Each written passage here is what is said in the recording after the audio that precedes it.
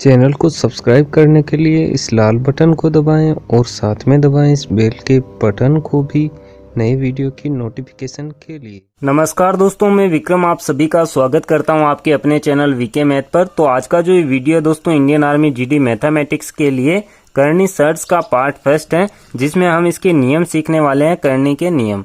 तो इससे पहले के वीडियो में दोस्तों हमने इंडिकेस के बारे में बताया, घातांक के बारे में। तो अगर वो वीडियो आप देखना चाहते हैं तो प्लेलिस्ट का लिंक डिस्क्रिप्शन में दिया गया है, वहां पर क्लिक करके वो वीडियो भी आप देख सकते हैं। चलिए आज के इस वीडियो को शुरू करते हैं। तो यहाँ पर करनी के नियम देखने से पहले हम इसके बारे में समझ लेते हैं। तो यहाँ पर दोस्तों करनी की डेफिनेशन हम समझे तो इस प्रकार से हम कह सकते हैं कि यदि a एक धनात्मक परिमेय संख्या हो तथा a का nवां मूल n रूट a या a की घात 1/n एक अपरिमेय संख्या हो तो n रूट a को n घात का करनी कहा जाता है। जैसे यहाँ पर दोस्तों मान लीजिए a एक धनात्मक परिमेय संख्या है, तो इसका अगर हम nवां मूल देखेंगे तो nवां मूल जैसे मान लीजिए यहाँ पर है n रूट में यहाँ पर a, ठीक है। तो यहाँ पर दोस्तों n रूट a को n घात का करनी कहा जाएगा, तो इसे करनी कहते हैं, ये इसकी डेफिनेशन है। अब यहाँ पर दोस्तों करनी के नियम है, जैसे कि घातांक के नियम होते हैं उसी तरीके से। तो चलिए अब हम इसके नियम के बारे में समझ लेते हैं। तो यहाँ पर दोस्तों इसका पहला नियम क्या है, जैसे हमें इस प्रकार से करनी घात दिया जाता है, जैसे n रूट में यहाँ पर a हो, ठीक है, और ब्रैकेट में ये दिया जाता है और इसके ऊपर दोस्तों वही घात हमें दी जाती है जो यहाँ पर दी गई है। तो यहाँ पर हम क्या करेंगे, इसका मान हम रख सकते हैं a। ये इसका पहला नियम है कि जब दोस्तों रूट के बाहर कोई घात होगी वही घात ब्रैकेट के ऊपर हो तो इसका मान वही होता है जो संख्या रूट में हमें दी गई है। सीधा हम यहाँ पर लिख सकते हैं। तो ये इसका पहला नियम है। अब यहाँ पर हम इसका दूसरा नियम समझते हैं। तो इसका दोस्तों दूसरा नियम इस प्रकार से है, जैसे यहाँ पर n घात देखिए, यहाँ पर कोई संख्या आपको दी जाती है, जैसे a कोई संख्या है और इसके गुणा में घात समान हमें दी जाती है, लेकिन संख्या यहाँ पर चेंज हो सकती है। जैसे b यहाँ पर हमें कोई संख्या दी गई तो इसे हम इस प्रकार से लिख सकते हैं, अगर घातें समान है तो n बाहर हम लिख देंगे और यहाँ पर दोस्तों रूट में आ जाएगा a गुणा b। तो इस प्रकार से दोस्तों ये इसका दूसरा नियम है कि जब घातें समान हो, संख्याएं भले ही अलग अलग हो, तो उसे हम एक साथ गुणा में लिख के बाहर घात समान लगा देंगे। तो ये दोस्तों जब हमें गुणा में दिया जाएगा तब हम करेंगे, लेकिन यहाँ पर देखिए जब हमें डिवाइड में दिया जाता है, जैसे तीसरा नियम इसका है कि यहाँ पर n घात में यहाँ पर कोई संख्या है a और बट्टे में यहाँ पर घात समान है n और यहाँ पर हमें दिया जाता है b, तो इसे भी हम इस प्रकार से लिख सकते हैं, दोनों का रूट एक साथ हम लगा देंगे, a/b यहाँ पर हम करेंगे और बाहर जो घात हमें समान दी गई है वो हम लिख देंगे। यहाँ पर दोस्तों n का मान कुछ भी हो सकता है, 2 3 4 5 6। तो यहाँ पर इस प्रकार से हम क्वेश्चन सोल्व करेंगे।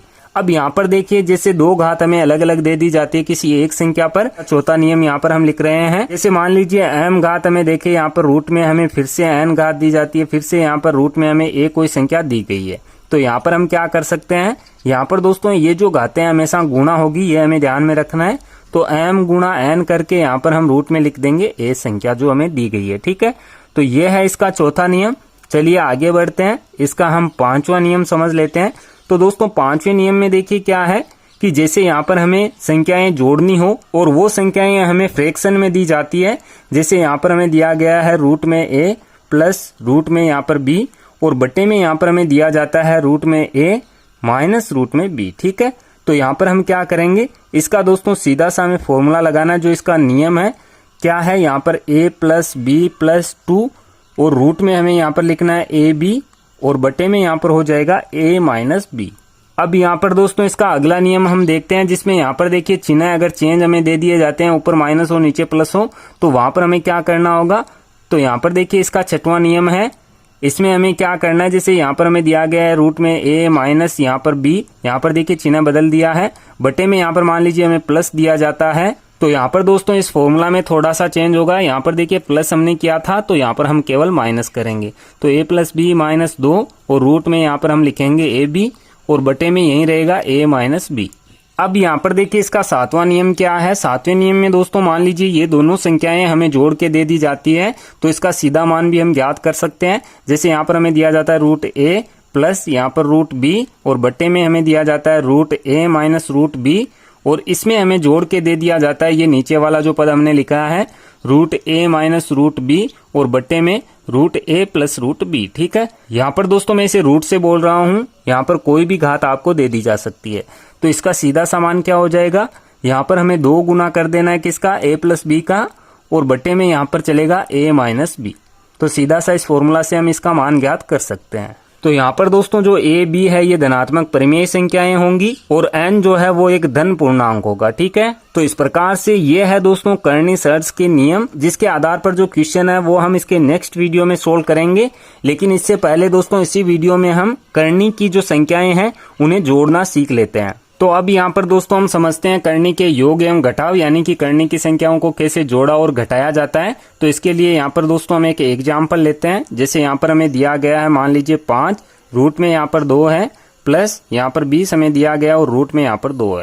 तो यहाँ पर देखिए जो रूट में संख्याएं हैं वो समान होनी चाहिए, तभी हम संख्याओं को ऐड कर सकते हैं या घटा सकते हैं। लेकिन अगर कर्णी की संख्याएं समान नहीं है तो वो नहीं जुड़ेगी ना ही घटेगी। तो यहाँ पर देखिए रूट में 2 है, रूट में 2 है, तो सीधा हम क्या कर सकते हैं, इनके आगे जो संख्याएं इन्हें जोड़ दीजिए, 5 और 20 हो जाएंगे 25 और रूट में यहाँ पर आ जाएगा 2।